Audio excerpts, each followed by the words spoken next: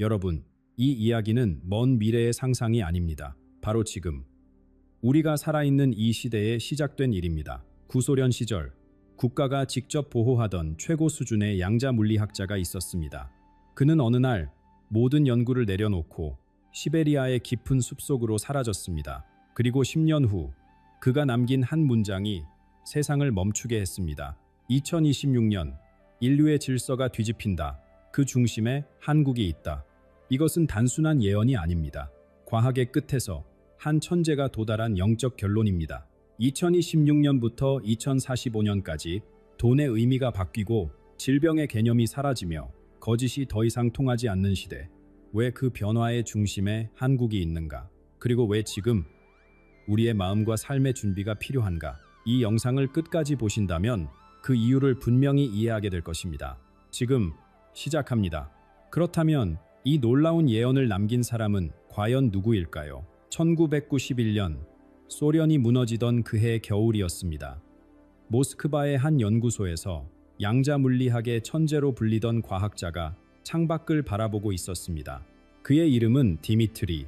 수십 년간 원자와 입자의 세계를 연구하며 수많은 업적을 쌓아온 인물이었습니다.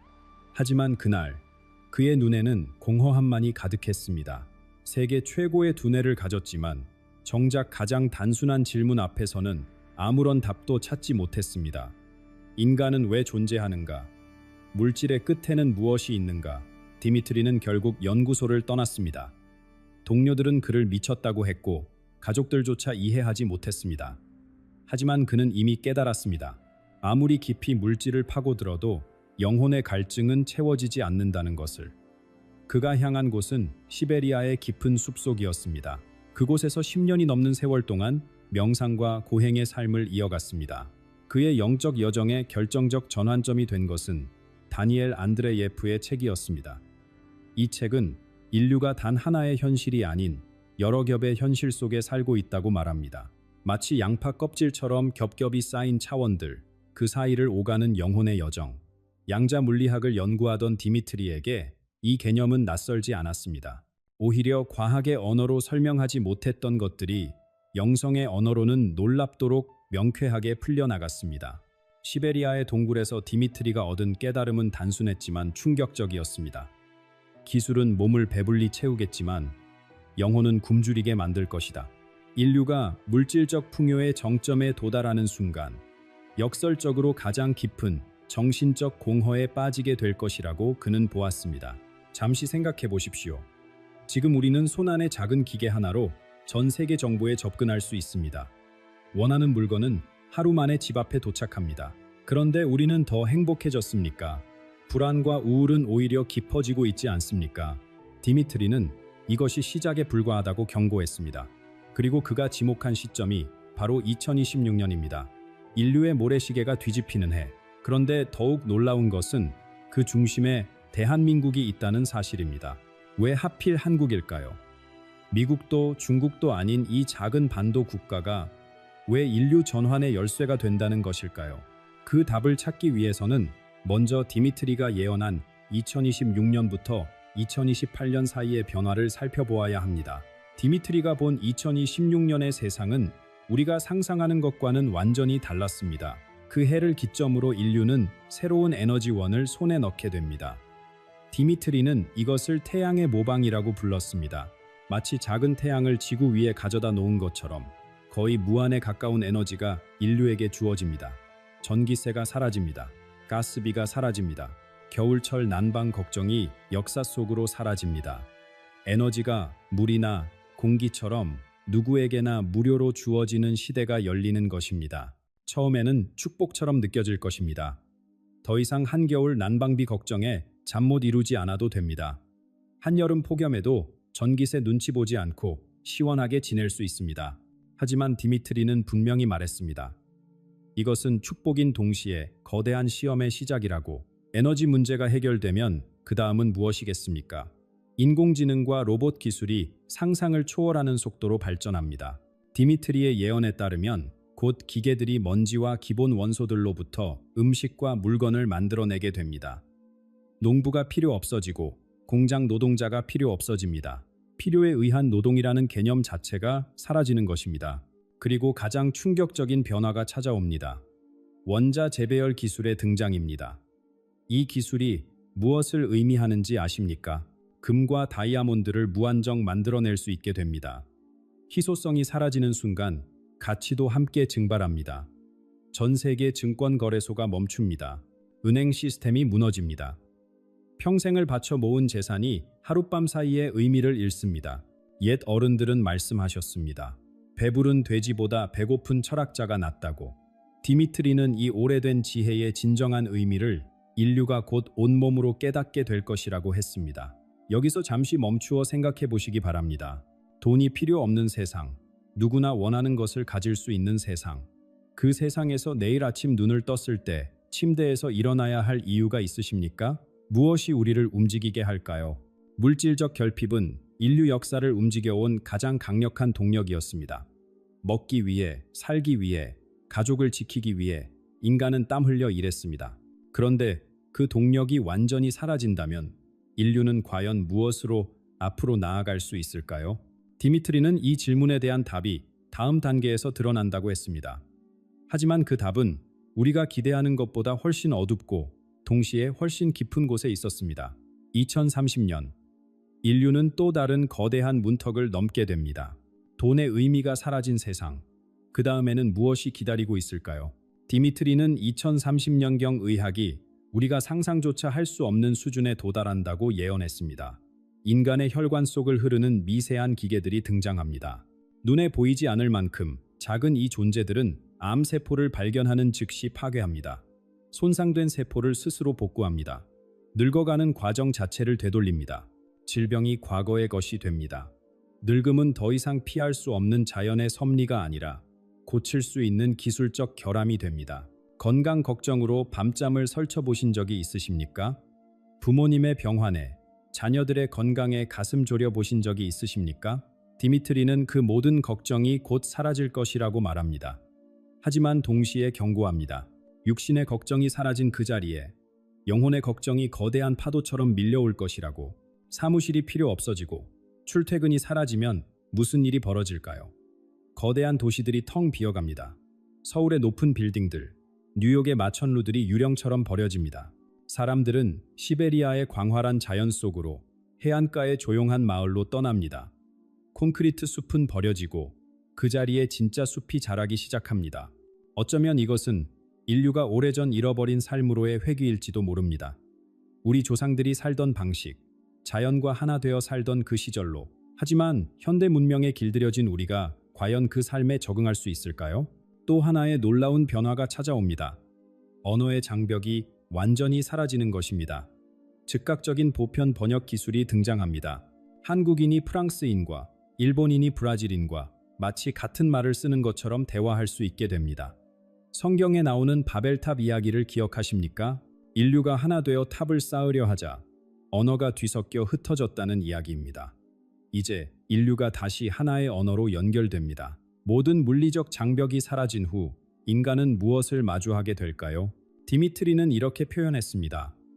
육신의 모든 짐을 내려놓은 순간 인간은 비로소 영혼의 무게를 느끼기 시작할 것이라고. 질병의 두려움도, 죽음의 공포도, 가난의 걱정도 없는 세상. 그 완벽해 보이는 세상에서 인간은 생애 처음으로 가장 근본적인 질문과 정면으로 마주하게 됩니다. 나는 누구인가? 왜 여기 있는가? 그리고 이 질문은 많은 이들에게 견딜 수 없는 무게로 다가옵니다. 디미트리가 예언한 인류 역사상 가장 어두운 시기가 바로 이 지점에서 시작됩니다. 2032년에서 2035년 사이 인류는 역사상 가장 역설적인 재앙과 마주합니다. 디미트리는 이것을 권태의 질병이라 불렀습니다. 모든 욕망이 즉각적으로 충족되는 세상에서 사람들이 살아야 할 이유를 잃어갑니다. 배고픔도 없고 아픔도 없고 두려움도 없습니다. 그런데 바로 그 완벽함 속에서 자살률이 급격히 치솟습니다. 역사상 가장 풍요로운 시대가 역사상 가장 많은 사람들이 스스로 생을 마감하는 시대가 됩니다. 이것이 우리에게 가르쳐주는 진실이 있습니다. 인간은 편한 삶을 원하지만 편한 삶만으로는 살아갈 수 없다는 것입니다. 극복해야 할 도전이 필요하고 아침에 일어나 맞서 싸워야 할 무언가가 필요합니다. 고생 끝에 낙이 온다는 옛말이 있습니다. 그런데 고생이 사라진 세상에서는 낙조차 의미를 잃어버립니다. 도피를 원하는 이들에게 기술은 완벽한 해결책을 내밀었습니다. 가상현실입니다. 디미트리는 인류의 절반가량이 캡슐 안에서 영원한 디지털 꿈속에 살기를 선택할 것이라고 예언했습니다. 그들은 물리적 현실을 완전히 버리고 자신만의 완벽한 세계에서 끝없이 잠듭니다. 육신은 기계에 연결된 채 숨을 쉬지만 정신은 만들어진 환상 속을 떠돕니다. 이것을 삶이라 부를 수 있을까요? 디미트리는 단호하게 말합니다. 이것은 삶이 아니라 영혼의 동면이라고. 눈은 떠 있지만 진정으로 깨어 있지 않은 상태, 살아있지만 살아있지 않은 존재들, 더욱 기이한 현상이 나타납니다. 진짜 인간 감정이 거래되는 시장이 생겨납니다. 고통, 열정, 극복의 기쁨, 이런 생생한 경험들이 사고 팔리는 것입니다. 무감각해진 사람들이 다른 이들의 실제 감정을 구매합니다. 마치 영화를 보듯 누군가가 겪은 진짜 아픔과 환희를 잠시 빌려 체험합니다. 가짜 풍요 속에서 진짜 감정만이 가장 귀한 상품이 됩니다. 하지만 모든 이가 도피를 선택하지는 않습니다. 디미트리는 고통의 순례자들이라 불리는 집단의 등장을 예언했습니다. 이들은 의도적으로 안락함을 거부합니다. 혹독한 추위 속에서 명상하고 오랜 금식을 실천하며 육체적 고통을 통해 자신이 살아있음을 확인하려 합니다. 역설적이지 않습니까? 모든 고통을 없앤 세상에서 사람들이 일부러 고통을 찾아 나서는 것입니다. 하지만 어쩌면 이것이야말로 인간 본성에 대한 깊은 진실을 보여주는 것일지도 모릅니다. 잠시 스스로에게 물어보십시오. 고통 없는 삶을 원하십니까?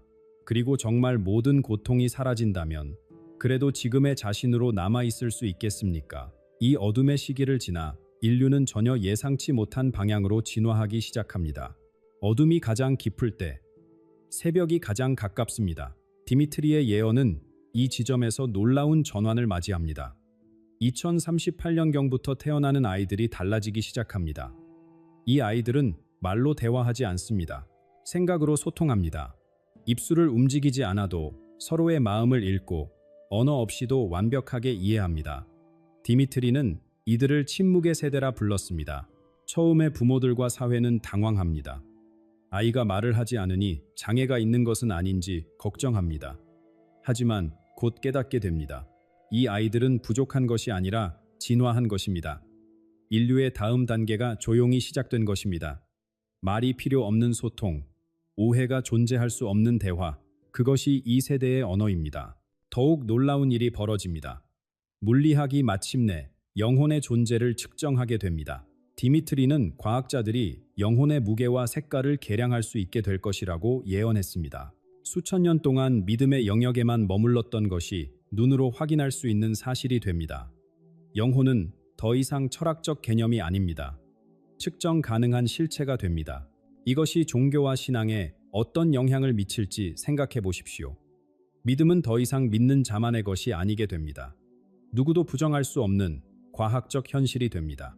어떤 이들에게는 이것이 신앙의 완성이 될 것이고 어떤 이들에게는 모든 것을 다시 생각하게 만드는 충격이 될 것입니다. 송과 선이 활성화되면서 사람들은 서로의 기운을 볼 수 있게 됩니다.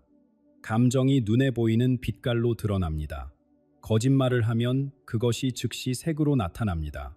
미움을 품으면 보입니다. 사랑도, 두려움도, 질투도, 모든 내면이 투명해집니다. 거짓과 위선의 시대가 끝납니다. 숨길 수 있는 것이 더 이상 없습니다. 처음에는 혼란스럽고 두렵겠지요. 평생 감춰왔던 것들이 모두 드러나는 세상이니까요. 하지만 디미트리는 이것이 인류에게 진정한 해방을 가져다 줄 것이라고 말합니다. 진실만이 통하는 세상. 처음에는 날카롭게 느껴지겠지만 그것이야말로 진정한 자유입니다. 이 영적 투명성이 전 세계로 퍼지면서 세상은 새로운 지도력을 필요로 하게 됩니다. 물질적 힘이 아닌 영적 깊이가 이끄는 시대.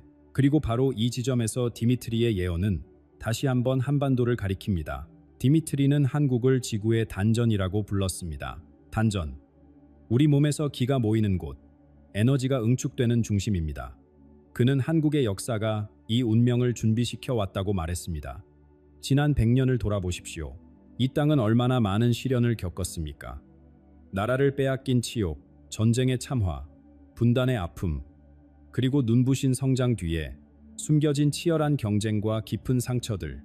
이 모든 것이 한국인의 영혼을 단련시켰습니다. 쇠를 불에 달구어 담금질하듯 고통이 이 민족을 정제해 온 것입니다. 우리가 한이라 부르는 그 깊은 정서, 슬픔과 그리움, 억눌림과 초월이 뒤섞인 그 감정. 디미트리는 바로 이것이 세계 어느 민족에게서도 찾아볼 수 없는 영적 에너지의 원천이라고 보았습니다. 세계 권력의 축이 이동합니다. 서쪽에서 동쪽으로, 기계에서 정신으로. 디미트리는 서울이 새로운 인류를 교육하는 중심지가 될 것이라고 예언했습니다.